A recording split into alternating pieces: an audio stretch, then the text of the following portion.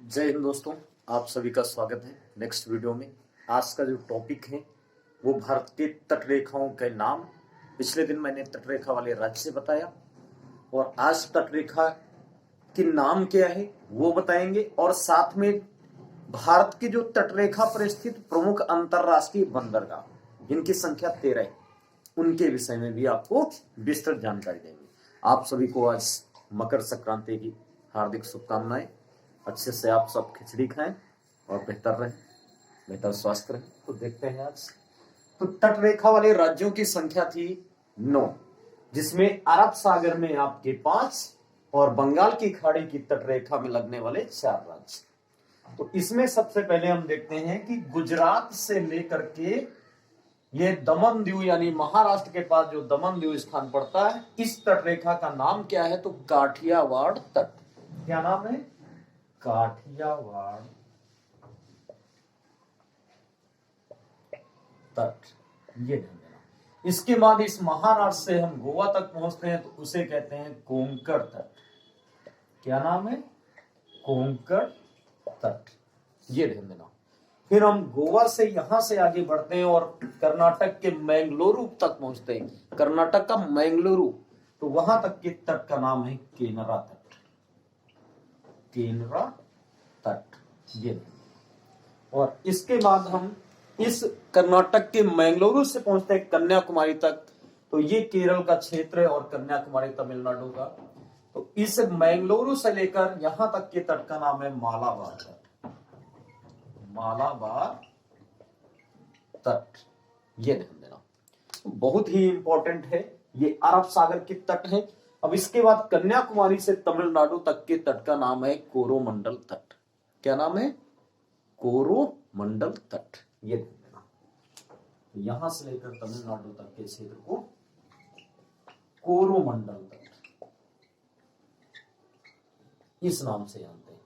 फिर तमिलनाडु से हम आंध्र प्रदेश तक के क्षेत्र में चलते हैं। अगर हम यहां से उड़ीसा तक जाते हैं तो उत्तरी सरकार तट, लेकिन अगर हम तमिलनाडु के आंध्र प्रदेश तक के क्षेत्र में चलते हैं तो यहां तक के तट का नाम है गोलकुंडा तट। क्या नाम है? गोलकुंडा तट। ये आपको ध्यान देना। क्या नाम है? तो गोलकुंडा तट। फिर यहां से हम लेकर के उड़ीसा तक के क्षेत्र में जाते हैं तो इसका नाम है उत्तरी सरकार तट। उत्तरी सरकार तट। और इसके बाद एकदम अंत में कोलकाता पहुंच जाते हैं पश्चिम बंगाल के क्षेत्र में, तो इसे उत्पल तट बोलते हैं। उत्कल तट। तो ये है तट रेखाओं के नाम, बहुत ही इंपॉर्टेंट है, ये आप ध्यान देना। एक बार रिकॉल कर दें कि गुजरात से लेकर महाराष्ट्र के दमन दीव तक के क्षेत्र को काठियावाड़ तट और महाराष्ट्र के दमन दीव से लेकर के गोवा तक के क्षेत्र को कोंकण तट, और गोवा की राजभाषा भी कोंकणी इसी नाम से, ये भी ध्यान देना।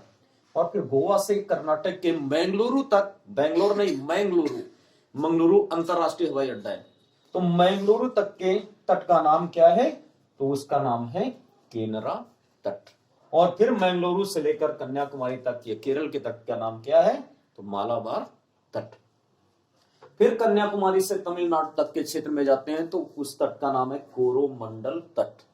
और फिर तमिलनाडु से आंध्र के क्षेत्र में जाते हैं तो गोलकुंडा तट। और फिर आंध्र से हम जाते हैं उड़ीसा तक तो उत्तरी सरकार तट, और उसके अंत में कोलकाता तक पहुंचते हैं पश्चिम बंगाल के तो उत्कल तट इस नाम से जानते हैं। अब इन तटरेखा वाले राज्यों में 13 प्रमुख बंदरगाह हैं। उन बंदरगाहों के भी नाम जानते हैं। सबसे पहले गुजरात। कहां?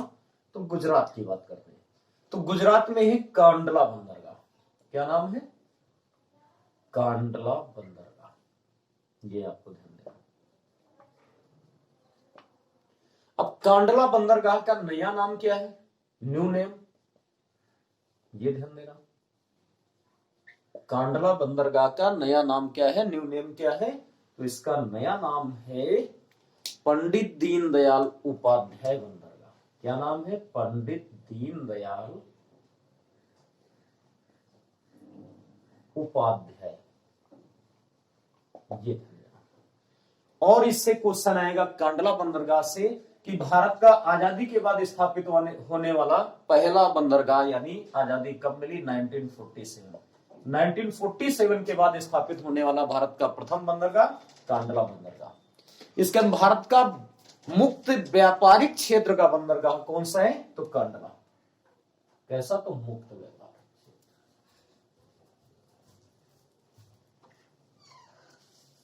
ये ध्यान देंगे। इसके बाद हम आगे पहुंचते हैं। तो महाराष्ट्र में जो बंदरगाह है वो दो है। नंबर 1 है मुंबई बंदरगाह, ये आपको ध्यान देना। नंबर 1 में कौन सा है? मुंबई बंदरगाह। मुंबई बंदरगाह, और ये भारत का सबसे बड़ा बंदरगाह, ये ध्यान देना, मुंबई। और दूसरा है जेएल नेहरू। इसका पुराना नाम है नौहा सेवा। पुराना नाम क्या है? तो नौहावा सेवा, ये बंदरगाह पुराना नाम। फिर इसके आगे पहुंचते हैं गोवा। तो गोवा में जो बंदरगाह है उसका नाम है मरमुआ बंदरगाह। क्या नाम है? मरमुआ बंदरगाह। फिर उसके आगे पहुंचते हैं तो हमारे कर्नाटक में जो बंदरगाह है, इस कर्नाटक के बंदरगाह का नाम है मंगलुरु बंदरगाह। मंगलुरु बंदरगाह, ये नाम। ये कहां पे है? मंगलुरु बंदरगाह, तो कर्नाटक में है। इसके बाद हम आगे पहुंचते हैं केरल। तो केरल में है कोच्चि बंदरगाह। कौन सा है? कोच्चि बंदरगाह। यानी 13 में से हम देखते हैं कि कांडला 1, महाराष्ट्र में मुंबई और जेएल नेहरू 2 है, यानी 3 बंदरगाह। गोवा 1, 4 मरमुआ, और कर्नाटक का मंगलुरु 5, और केरल का कोच्चि 6, यानी 6 बंदरगाह अरब सागर के तटीय क्षेत्र में। तो 7 बंदरगाह बंगाल की खाड़ी के तटीय क्षेत्र में मिल जाएंगे और संख्या हो जाएगी 13। ये आपको ध्यान देना। अब पहुंचते हैं तमिलनाडु में। तमिलनाडु में 3 बंदरगाह, देखते हैं तीनों के नाम जो तमिलनाडु में। तो नंबर 1 तमिलनाडु में है चेन्नई, और नंबर 2 है तमिलनाडु में एन्नौर, और नंबर 3 है तमिलनाडु में तूतीकोरिन। ये यानी कितने बंदरगाह हो गए? 6, 3, 9 हो चुके। तमिलनाडु में 3। तमिलनाडु का कृत्रिम बंदरगाह चेन्नई और एन्नौर, 2 कृत्रिम बंदरगाह। भारत में सबसे पुराना कृत्रिम बंदरगाह चेन्नई, ये देख लेना। इसके बाद पहुंचते हैं आंध्र प्रदेश में।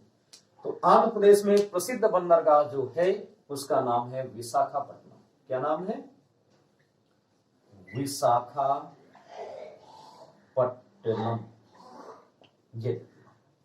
ये आंध्र प्रदेश में, और ये भारत का सबसे गहरा एवं प्राकृतिक बंदरगाह। गहरा भी है और इसे प्राकृतिक बंदरगाह भी कहते हैं, ये भी ध्यान देना। फिर उड़ीसा में यहां पे है पारादीव बंदरगाह, ये ध्यान देना। कौन सा है? तो पारादीव बंदरगाह। फिर आगे पहुंचते हैं पश्चिम बंगाल। तो यहां पे है कोलकाता बंदरगाह।